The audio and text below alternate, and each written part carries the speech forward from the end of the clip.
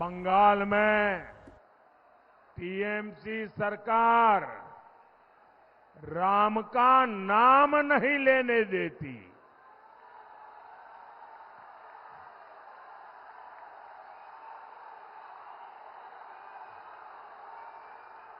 जय श्री राम, जय श्री राम, जय श्री राम। बंगाल में टीएमसी ये सरकार रामनवमी नहीं मनाने देती। कांग्रेस और लेफ्ट के लोगों ने भी राम मंदिर के विरुद्ध मोर्चा खोल रखा है। आप मुझे बताइए साथियों, क्या टीएमसी, कांग्रेस और लेफ्ट के हाथ में, ऐसे लोगों के हाथ में ये महान देश सौंपा जा सकता है क्या? ये देश उनको दे सकते हैं क्या? साथियों, टीएमसी, कांग्रेस के इंडी अलायंस ने तुष्टीकरण और वोट बैंक की पॉलिटिक्स के आगे घुटने टेक दिए हैं। कांग्रेस और इंडी अलायंस के लोग कहते हैं कि मोदी के खिलाफ वोट जिहाद करो, वोट जिहाद। यहां टीएमसी के एमएलए ने कहा है कि हिंदुओं को भगीरथी में बहा देंगे। सोचिए, इतनी हिम्मत, इतना साहस,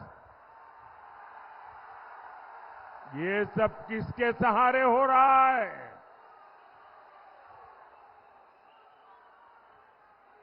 इन लोगों ने बंगाल में हिंदुओं को दोयम दर्जे का नागरिक बनाकर रख दिया है। साथियों, तुष्टीकरण की जीत में अब INDI alliance SC, ST, OBC को मिलने वाला आरक्षण भी छीनना चाहता है। ये लोग कह रहे हैं कि आरक्षण अब मुसलमानों को दिया जाए, और भी आधा अधूरा नहीं, थोड़ा सा नहीं, पूरा का पूरा आरक्षण मुसलमानों को दिया जाए। क्या आपको ये बात मंजूर है? क्या आप इसे स्वीकार करेंगे? क्या ये देश दलितों के साथ अन्याय स्वीकार करेगा? क्या ये देश आदिवासियों के साथ अन्याय स्वीकार करेगा? क्या ये देश पिछड़ों के साथ अन्याय स्वीकार करेगा? और देखिए, कर्नाटका में तो कांग्रेस ओबीसी को मिलने वाला रिजर्वेशन सारे के सारे मुसलमानों को दे भी चुकी है। इसलिए बंगाल के हमारे भाई बहन, आपको बहुत सतर्क रहने की जरूरत है। साथियों, वोट बैंक की इसी राजनीति ने सीएए जैसे मानवता की रक्षा करने वाले कानून को विलेन बना दिया। रातों रात सीएए कानून तो पीड़ितों को नागरिकता देने का कानून है। इससे किसी की नागरिकता नहीं छीनती, लेकिन कांग्रेस, टीएमसी जैसे दलों ने इसे भी अपने झूठ के रंग से रंग दिया।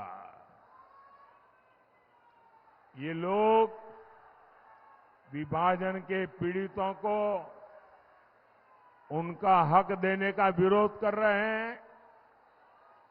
ये लोग मतवा साथियों को, नाम शूद्र साथियों को नागरिकता देने के खिलाफ है। इतना ही नहीं, ये सीएए कानून को खत्म करने तक की बातें कर रहे हैं। लेकिन आज मैं टीएमसी हो या कांग्रेस या फिर इंडिया अलायंस, मैं डंके की चोट पर बंगाल को 5 गारंटी दे रहा हूं।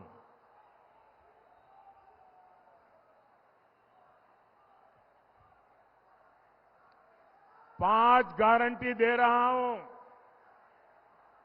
जब तक मोदी है,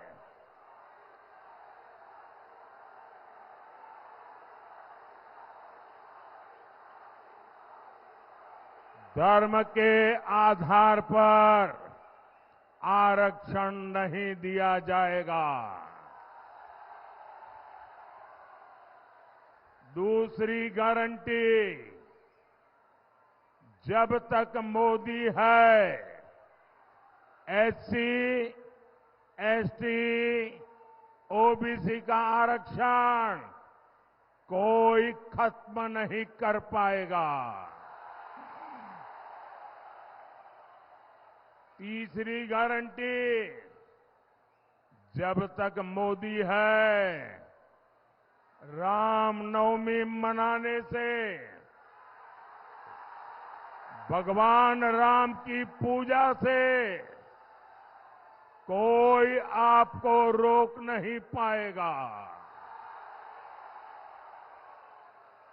चौथी गारंटी, जब तक मोदी है, राम मंदिर पर सुप्रीम कोर्ट का जो फैसला है, उस फैसले को कोई पलट नहीं पाएगा।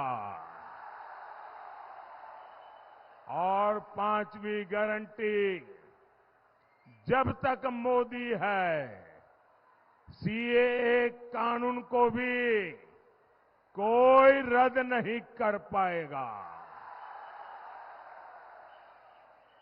और आप जानते हैं, मोदी की गारंटी यानी गारंटी पूरा होने की गारंटी।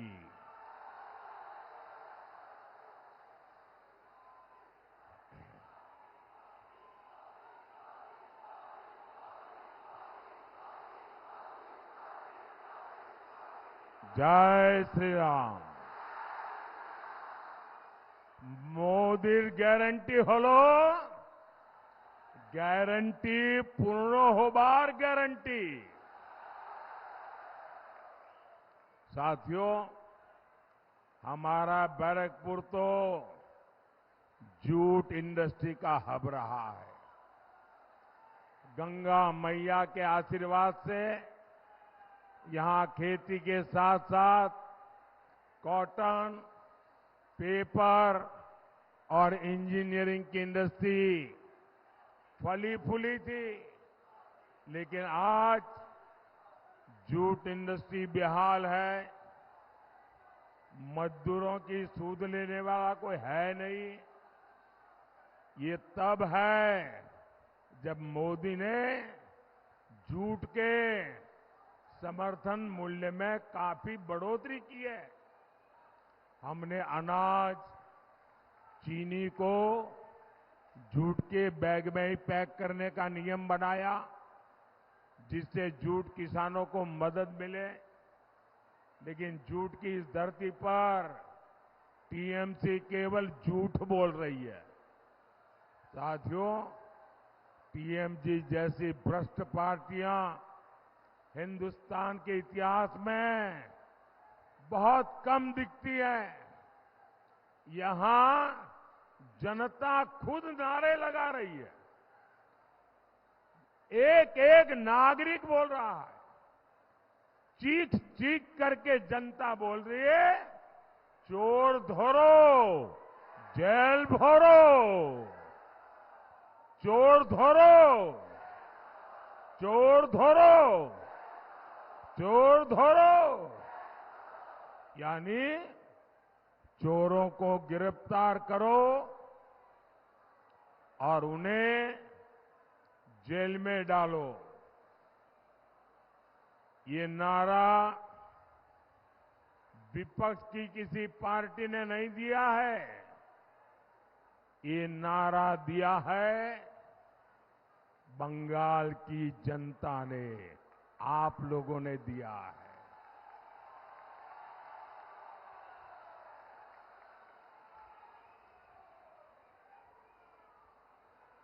साथियों, मैं एक जानकारी आपको देता हूं, जरा ध्यान से सुनिए। कुछ साल पहले टीएमसी सरकार पर सीएजी की रिपोर्ट आई थी। आप कल्पना कर सकते हैं कि उस रिपोर्ट में क्या कहा गया? उस रिपोर्ट में कहा गया है कि टीएमसी सरकार ने 2,30,000 करोड़ रुपए का कोई हिसाब ही नहीं दिया है। सीएजी कह रही है 2,30,000 करोड़ रुपए। कितने कितने 2,30,000 करोड़ रुपए। इसका कोई हिसाब ही नहीं है। ये पैसे कैसे और कहां खर्च हुए, किसके जेब में गए, कोई हिसाब किताब ही नहीं है। ये बहुत बड़ा घोटाला है। साथियों, टीएमसी कितनी भ्रष्ट पार्टी है, इसका एक और बहुत बड़ा उदाहरण है टीचर भर्ती घोटाला। आपको तो पता है कि इस तरह टीचर भर्ती के लिए राज्य सरकार ने रेट कार्ड बनाए हुए थे। ये रेट कार्ड खुले बाजारों में बेचे जाते थे। यहां पदों की बोली लगती थी।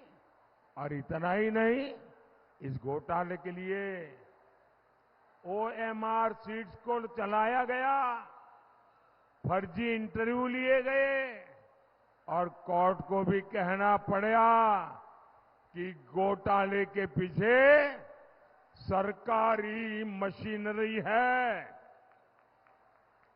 ये हाल बना दिया है टीएमसी ने हमारे बंगाल का।